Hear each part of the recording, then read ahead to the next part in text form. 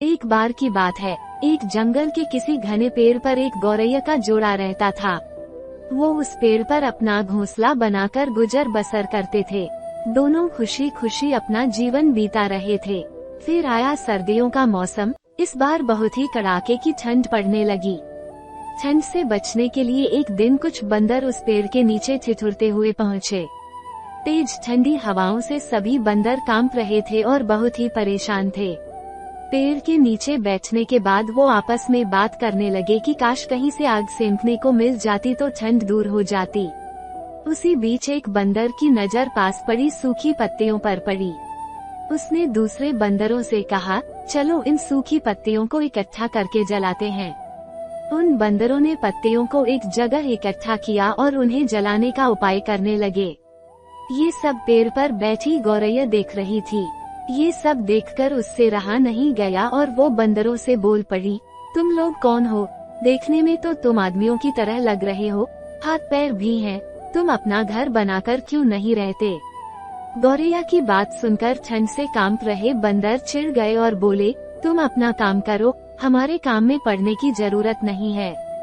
इतना कहने के बाद वो फिर आग जलाने के बारे में सोचने लगे और अलग अलग तरीके अपनाने लगे। इतने में बंदरों की नजर एक जुगनू पर पड़ी। वो चिल्लाने लगा, देखो ऊपर हवा में चिंगारी है, इसे पकड़कर आग जलाते हैं। ये सुनते ही सारे बंदर उसे पकड़ने के लिए अलग अलग तरीके अपनाने लगे। ये देख चिड़िया फिर बोल पड़ी, ये जुगनू है, इससे आग नहीं सुलगेगी। तुम लोग दो पत्थरों को घिसकर आग जला सकते हो।